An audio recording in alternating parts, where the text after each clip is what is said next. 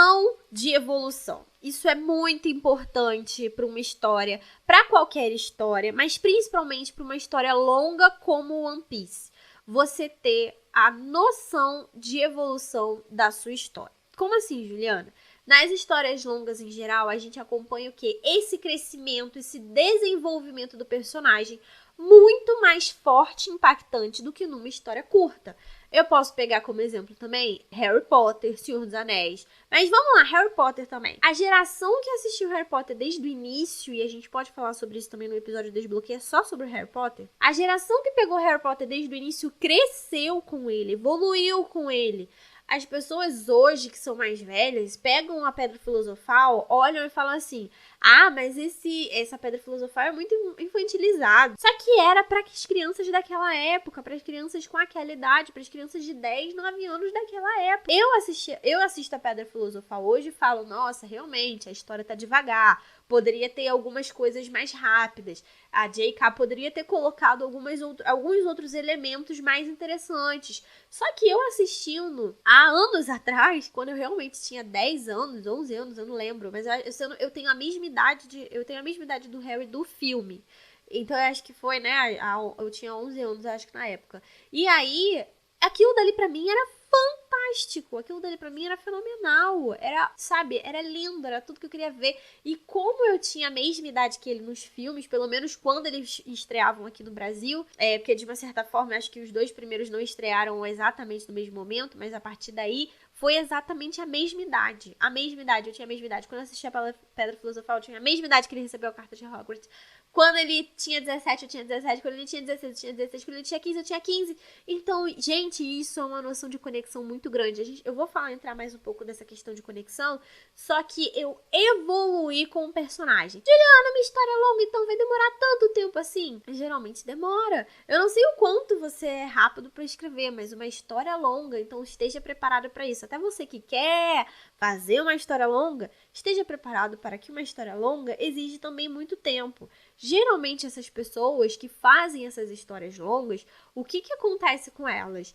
Elas se dedicam uma vida inteira só para essa história. Kishimoto só foi fazer uma outra história agora, depois que Naruto terminou. Que foi o quê? Aquele Samurai 8, acho que alguma coisa do tipo. Parece que não deu muito sucesso, enfim, por N motivos lá da obra. Mas ele só foi se dedicar a isso há tempo depois. Ou a própria J.K. Rowling de Harry Potter, ela só foi se dedicar a um novo projeto bem depois que ela terminou, que ela finalizou Harry Potter. Então, você também precisa entender que você tem que ter uma história longa, precisa demandar tempo. Você também começa o anime, assim como eu dei o exemplo de Harry Potter, vendo a construção do grupo. Eu uso essa técnica para uma história que nem é tão longa assim, que é Ribbon, que tá no Wattpad, a primeira temporada. Usei essa técnica em Ribbon e o One Piece usa essa técnica. A gente acompanha cada uma das histórias dos personagens que são recrutados para os times do Nakama.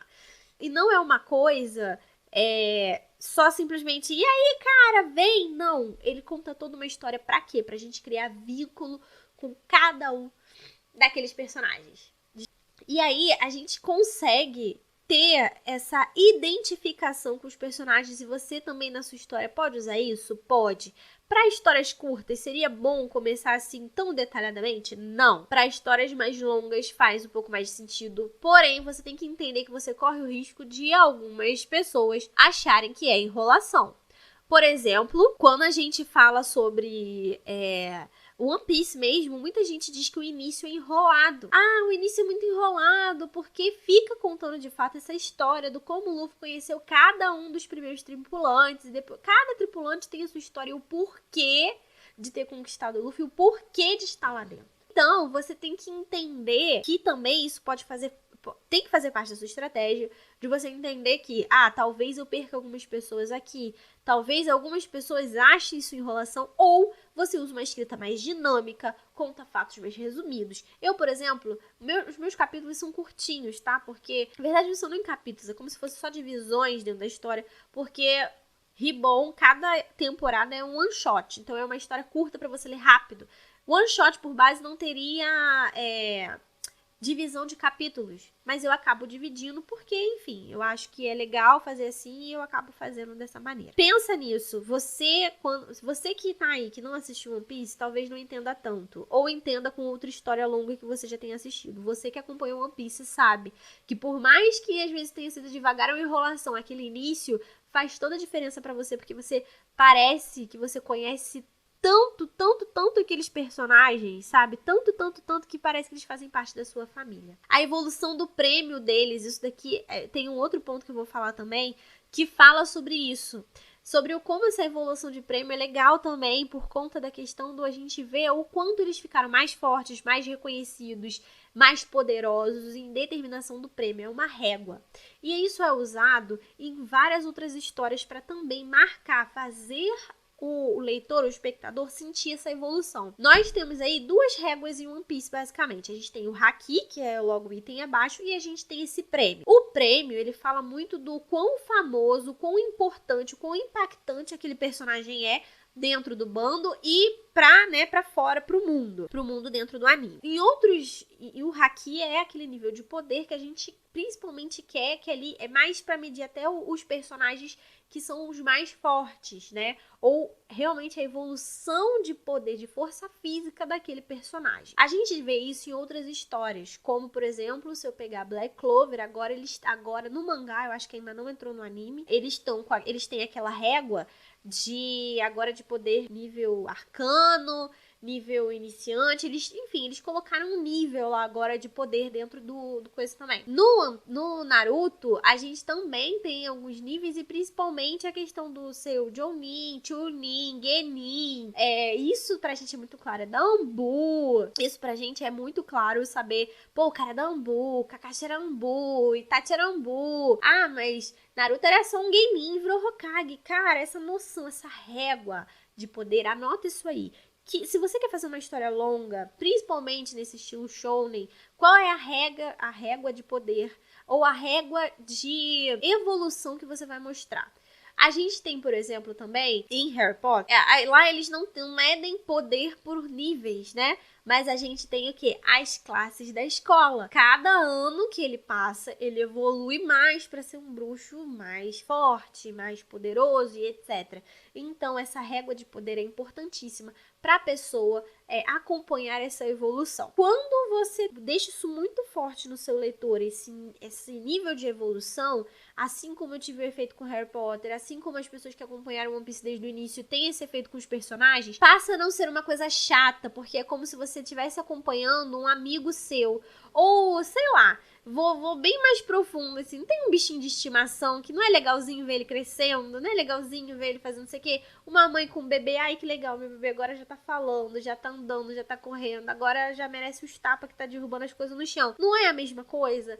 A pessoa não se cansa de ver a evolução do outro. Então, se a sua história vai ser longa, esses seus personagens precisam evoluir. E não é só a evolução de uma história qualquer, porque toda história o personagem tem que evoluir no início, meio ao fim. Mas, por exemplo, Senhor dos Anéis não é uma história longa de anos. Demorou muito tempo pra produzir os filmes? Demorou, mas ela é um livro só. Ela é uma história grande, mas não é uma história longa, duradoura. Diferente aí que a gente teve Harry Potter e One Piece. Agora, quando a gente fala de One Piece, a evolução do Frodo foi rápida, tecnicamente foi rápida.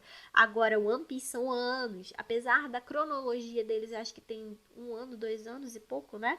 Não é tanto tempo, mas pra gente foram anos. Harry Potter, eu poderia fazer um outro episódio só sobre Harry Potter, agora que eu tô pensando, eu vou anotar isso. Harry Potter também teve a evolução literalmente anual, cada ano. E One Piece também. Então, quando você marca bem essa evolução e a pessoa de fato entende, começa a acompanhar e até evoluir com o próprio personagem, amadurecer com ele, as pessoas ficam vidradas nisso, não ficam enroladas, entendem? Não acha enrolação. E a evolução, o último ponto sobre a evolução do Luffy como capitão, o amadurecimento dele, né? Deles.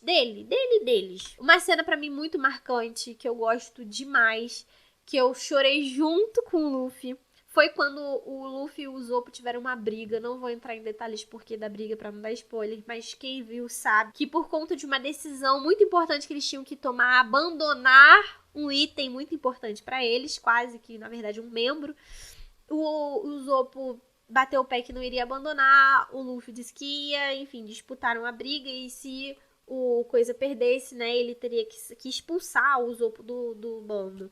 E ele realmente teve que fazer isso. E o mais legal, eu sou apaixonada pelo Zoro. Não pelo personagem, é bonito, forte, não sei o que. Não, porque eu não acho ele muito bonito com aquele cabelo verde, não. Não, bonito mesmo é o Trafalgar Law. Mas, voltando aqui, foco.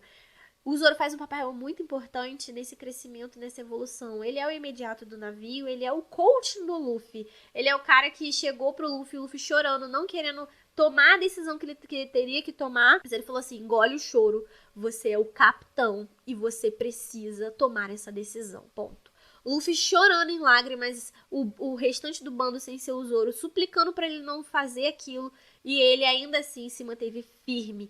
Pra mim, aquilo dele foi um marco de falar assim, não, agora realmente eu entendo que o Luffy não é só um doido que quer sair atrás de algum prêmio maluco que nunca ninguém viu, né? Mas ele realmente está se tornando um capitão, de fato um capitão. O capitão, ele vem, a evolução do personagem vem quando ele tem que tomar essas decisões difíceis.